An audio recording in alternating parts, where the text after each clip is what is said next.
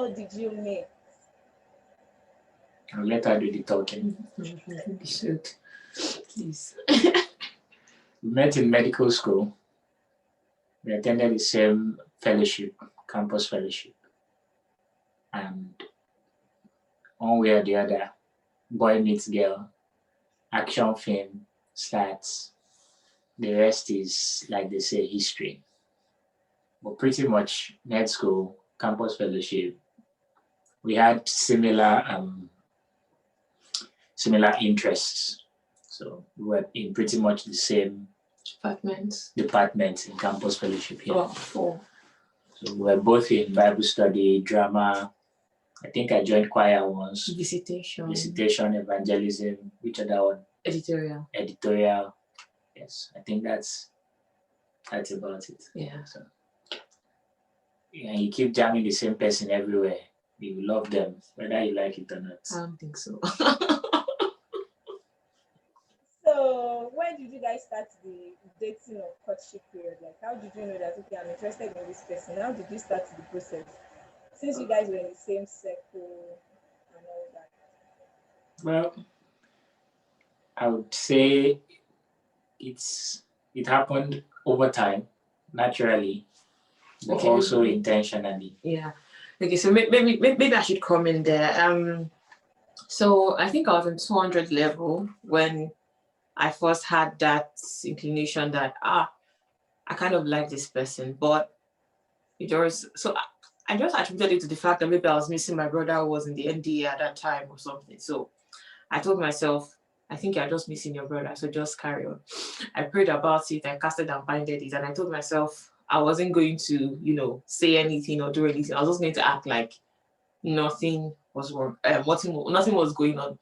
And the kind of person that my husband is, it seems to be the outspoken type, the everywhere kind of guy. So all the sisters were flocking around him, and I think I had just given my life to Christ. So I was like, I don't even stand a chance. I already had like different names of people and it was close to each and every one. So it wasn't clear if in my mind, they had a relationship. So I didn't even bother.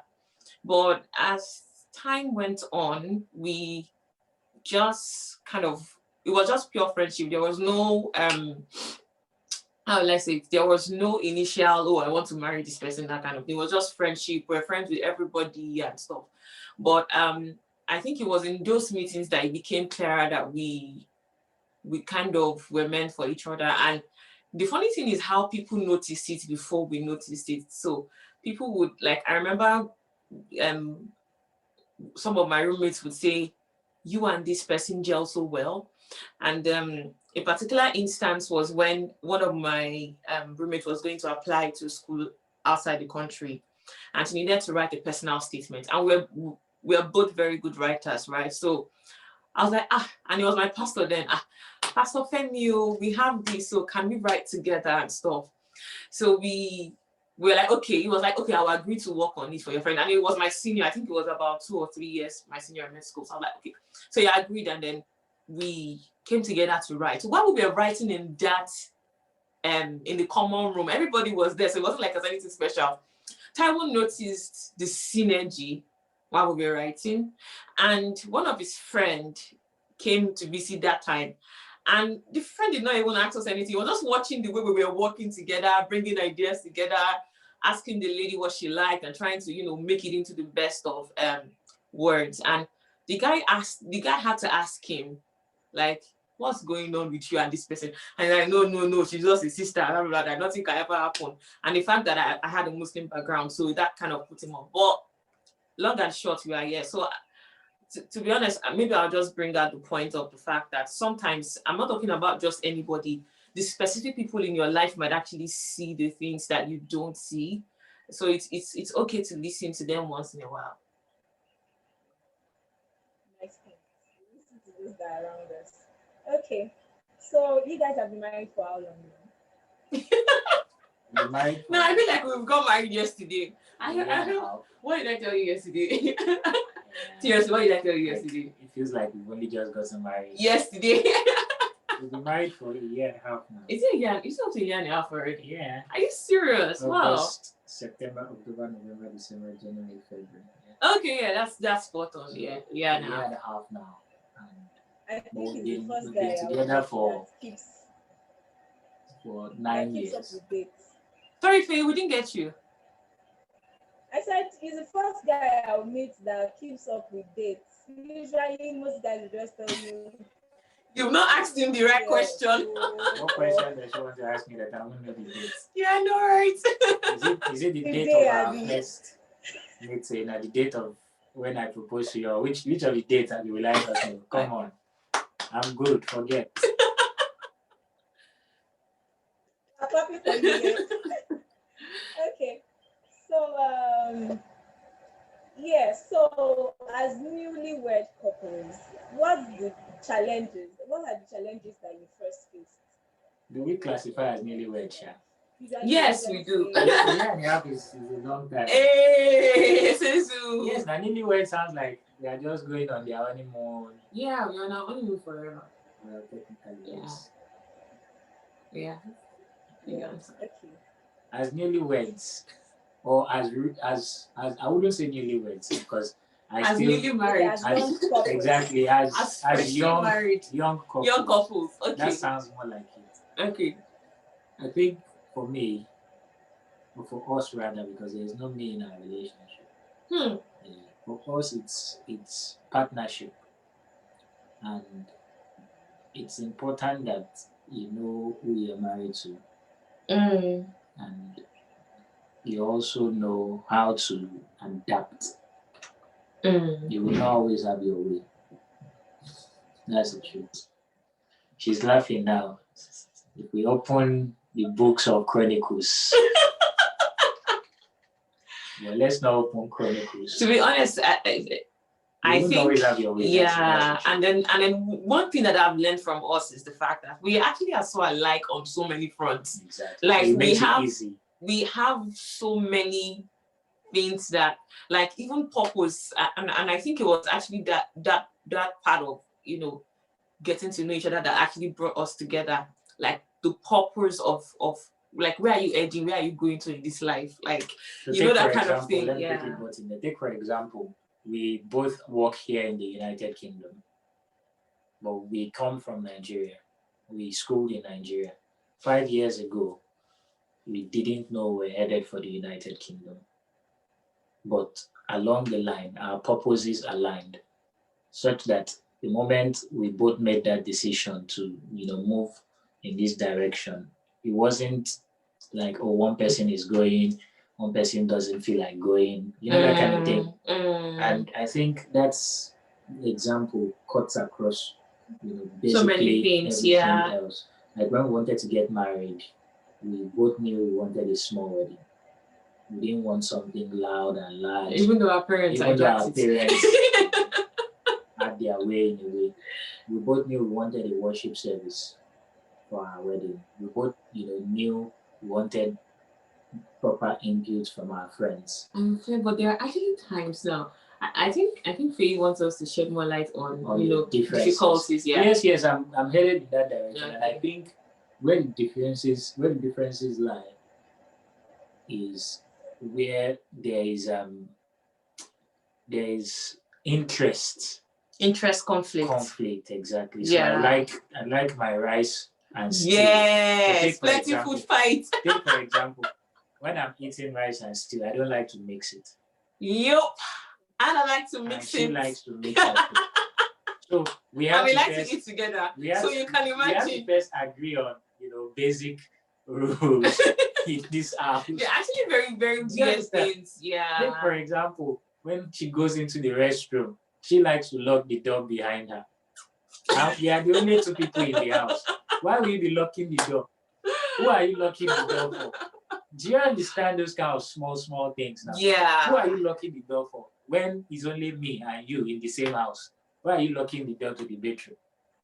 Do you get? Or take for example, you know, small things. How you make your eggs and stuff. Yeah, like before we got married, she doesn't like seasoning cubes in her eggs.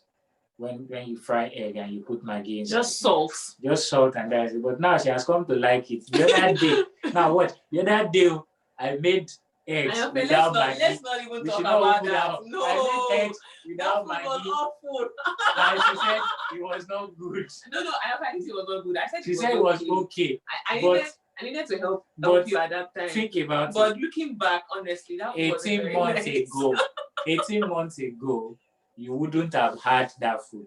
You would have had plain white eggs with salt. You've controlled me. How is that and this anywhere close? I'm first. Okay, so wait, I'll just add this. Don't mind us. I'll just add this. So what I was going to say was that we actually are like when it comes to so many things. But even as similar as we were, there were so many differences. As in, it will shock you. And the egg stuff. Okay, for example, like, I'm used to having my egg bland, and then you teach me, you make me learn how to garnish. And because I love you, I respect you, I value you, I want us to flow on the same level, I decide to adapt your style of garnishing eggs with all sorts. So much that I learn it and it becomes a part of me.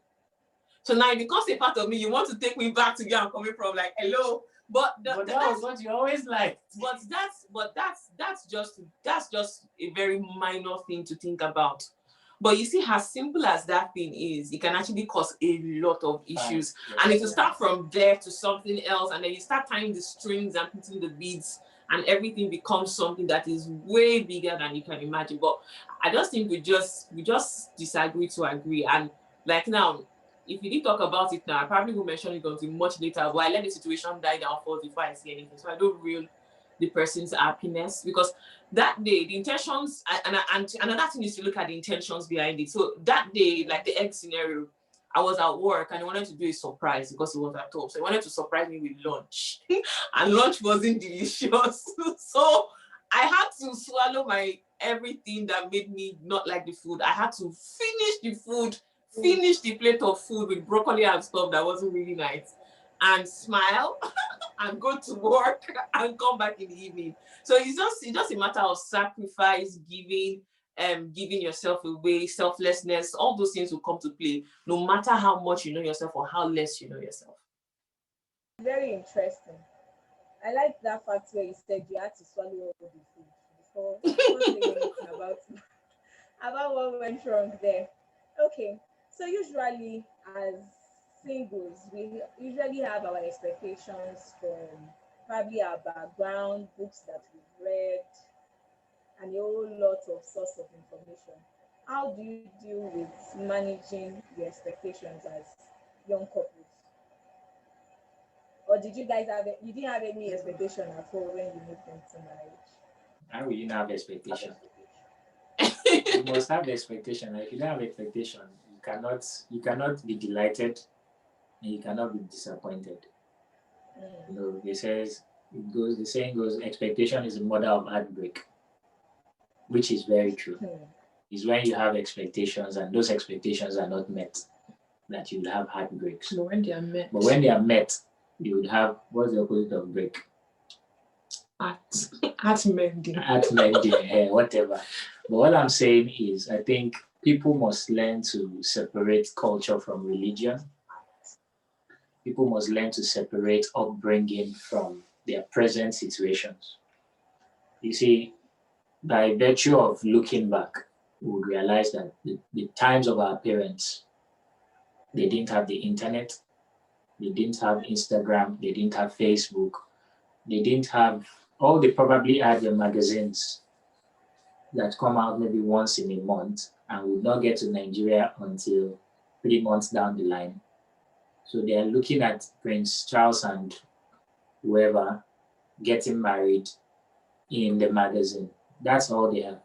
But now as it is happening, you can see it. You can see it on the internet. And remember that the internet will not give you the bad sides. People, if I and Miriam are going to share a story, for example, or if we are going to take a picture, we won't take a picture where we are crying. We'll take a picture where we are laughing and smiling and wearing the nice clothes and put it on our WhatsApp. And if you're on my WhatsApp and you see that every day, and you're a single person, you just die of, we kill the person. Do you understand? But what I'm saying is ability to separate your expectations that are based on culture and your expectations that are based on reality is extremely important. Whether we like it or not, we live in an instant gratification culture. A culture that promotes instant gratification. So you want it now. You want it quick. Instagram, Facebook, social media basically. And it has influenced our culture significantly. So take, for example, you get married and your husband, your wife is not giving you what you want now. Your expectations are already heightened and they are not giving it to you, ASAP. What do you do in that kind of situation? And I think that's where understanding comes in. So don't use the generation of our parents to create your fantasy of marriage. If anybody that is even working on the template our parents worked on in this day and age, they're setting themselves up for failure. Because our parents got married for the supposedly, not so supposedly, but supposedly wrong reasons. All I'm saying is the expectations must be gauged. Measure those expectations such that be realistic with what you're expecting from your partner. Okay. Yeah, so I'd actually like to add one or two things. So when it comes to the things I really wanted, I'll use this as, so I wanted a guy with 6 packs. I wanted a guy that was broad-chested because my dad is broad-chested. And as a little girl, I like to call up to my dad. And, it's something that I always, hoped for. Although my husband his chest is amazing, but, it did not meet the specifics of what I wanted. My chest is not broad. It did not. My chest is broad. So it did not meet. So there are a lot of things I really wanted. And I wanted quite a few things. I know how people teach you to expect the guy to have a car, to have a house, to be settled, to be set for life and all those things. And ladies are, if he doesn't have those things, you mark him down and stuff. I'm like, this guy is not it. But I'm proud to tell you that everything I wanted in my book, my husband was not it. Except the fact that he was intelligent, he's intelligent, smart, God-fearing and everything. But one thing I really learned that God taught me is sometimes your frame of what you want and the frame of what God is going to give you is different. You have to learn to align with it. Now, when you come in, you expect a man that will cook, clean, buy you flowers every day and everything like that because you've seen it on social media. But buying flowers is not in our culture. Where do you want the man to learn it from? You buy yourself flowers to even start with. So there are a lot of things that are actually not so realistic. So we said, and the moment your expectations are not actually realistic, you set yourself for a habit. You're trying to be laughing and smiling every day. My dear, you would have arguments. I'm not saying you will fight, but you would have things you don't agree. In fact, that's what even makes it fun, because when you disagree to agree, you get to know each other much better. But we have learned to just want the good side, want the and if I can say this, we have learned to live for the tag-worthy moments, right? So tag-worthy moments are moments that you can quickly take a picture and post your social media and say this happened. How that kind of thing. Hashtag couple goals and stuff. Hashtag Christian couple. And then you would actually find out that if those moments are not as spontaneous in your relationship as it should be, even though your relationship is amazing and flowing well, and there's nothing to post about or tweet about or say about, you would actually start feeling like it's not the one for you, if you get what I mean. So our expectations are actually driven, like my son has earlier said, culture, perspective, exposure. You have to learn to bring all those things down and be realistic with your expectations. But I'm really grateful. If there's nothing I'm grateful for, I'm grateful that God did not give, I always say, God did not give me what I prayed for. God gave me what I could never have prayed for. Because if I were to pray, I probably won't pray for a man who is even 1/10 of what my husband is. And I'm not saying this with any exaggeration. That's the honest truth. So managing expectations is definitely going to, long and short, is making sure that whatever you're expecting is something you can give, is something you can let go. It's not, I can't expect a man to buy me a Rolls Royce when I have like 1,000 naira in my bank account. Like, what is wrong with my hands? What is wrong with my brain? What is wrong with, So there are quite a lot of things, and discuss, talk about it, like have a conversation. What do you like? What do you not like? What do you want? What do you want? A man that wants to stay in Lagos for the rest of his life, that is happy to go to work 8 to 5 and come back. You want to travel the world. Please, how do you want to get married to that kind of person? You'll be grounded forever. That's the truth. Can I quickly add that? In terms of expectations, I think another thing Miriam was trying to point was security. And unfortunately, in our society, many people view security as one way. Material possession. Not even that the man must be secure. The woman might be anything else. The woman doesn't have to do anything, just get married. Just get married to a secure man. Like she said, a man who has a car, who has a house, who is working in oil company, who is earning 6 figures. Now they say 6 figures is not enough. There has to be 9 figures because of inflation. The man who knows how to cook, like she said, who buys flowers. The truth is, how many of such men exist? And such men are made over time. When Miriam met me, I was a broadcast nigga. You're not the broadcast nigga. When? Then. Yeah, I remember. Then I was collecting 500 naira from my mom every week. Shit. For food money. And for me, and she was I had a business. No, she was collecting 2,500 from her dad, which was a lot of money back then. And then I also had like a business I was running in school. But I was collecting 500 now because my mom would buy everything you need for you. Food, anything at all. So that 500 naira is just so that you have cash to do whatever you like. Do you understand? So you want me out of that 500 naira to buy flowers. It didn't really, yeah. Do you understand? Yeah. But she didn't have such expectations of me, not because they weren't the appropriate expectations, but because those expectations, she understood my reality then, and she understood my pathway. Do you understand? And this guy is on a pathway to destiny. This guy is on a pathway to, and take note, I did not want to marry a broadcast woman either. That's the blunt truth. God knows that I always made it clear to her that, see, as much as I would love for you to have a comfortable life, or I wouldn't want for you to be the sit-at-home housewife. And even she never wanted that. So it wasn't a function of you must go out and work. No, that was never and we don't have that in this family. What I'm saying is, she understood that I am not, if you're still at home, fine. But if you go out and work, even finer. It's all on you, yeah. Do you understand? Yeah. But that I'll be the only one going out and work, and you would think that is how life should be. Don't think that. And we said, and that is our understanding. Some other people, their understanding is the man goes out to work and the woman is okay with that. And taking care of the kids and stuff. And the man is happy for his wife to sit at home and do all that. That's brilliant. That's fantastic.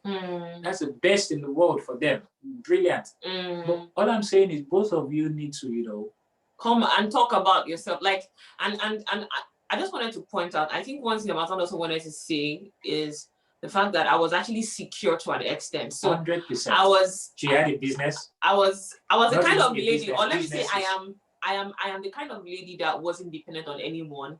And it was something that the Holy Spirit had taught me. So for example, I remember one time I told God, I said, God, if he's not the one, don't even bring him. I'm not ready for any heartbreak. I'm not ready to be anybody's ex. I don't want anything like that. I would rather buy myself birthday gifts, buy myself Valentine gifts, take myself out. And I did all of these things. Like, I took myself out. I sat down, I bought chicken and ice cream. I ate it myself. I went to the cinema myself. I learned to do those things myself because I just felt that waiting for the right date, the right time, the right person to do things for you is absolutely boring. Do the things yourself. And when you do it yourself, you won't expect anything less. Yes, my husband didn't have money at that time, but it was clear on the things I wanted and I needed. Like, guy, where are you going? Do you understand? And it wasn't in a bid to say, oh, I'm independent and I won't be submissive. No, that's not the case. But I think it's just important to really talk about these things. Like, for example, it doesn't like someone who probably would just sit at home, but a guy, some other guy might like it. So if you're going to marry that guy and you have the mission of being a Transcorp CEO like Owen, you definitely want to be sure that you talk about it. If not, your life is going to crash. And it's not the guy's fault. You already knew the kind of person you married before, so you can't expect to change him. And I think this is where we'll draw. I think we drag this a bit, but this is where we'll draw the line. Yeah. So when you're going in, when you know the kind of person you're in, that's why it's really important to know both verbal and non-verbal. Some things the person won't say, but you see. Don't close your eyes to it. Yeah. It's just giving you the blueprint of your marriage. You get what I mean? And don't try to think that you're going to change a person when the person comes in. Like, look at the person's starter pack right in front of you as this person is. Can I hand over my life to this person? Or as she is, can I trust my home with this person? If you can't do any of that, then please, why are you together? That's where. Together for hashtag. I would wrap relationship it. Yeah, right. I'll just drop it there. Intentional. A lot of people think communication would happen. No, you have to make it happen. If you don't make communication an intentional act, you will sweep a lot of things under the carpet. So for us, we have that policy, unwritten policy, though, but it's a policy in our relationship and in our marriage now. Now, we don't sweep things under the carpet. So we have the bed, something happened earlier in the day. Look at the egg story we shared. Do you understand? We've talked about it even before now, and we've settled it. So there is no conflict.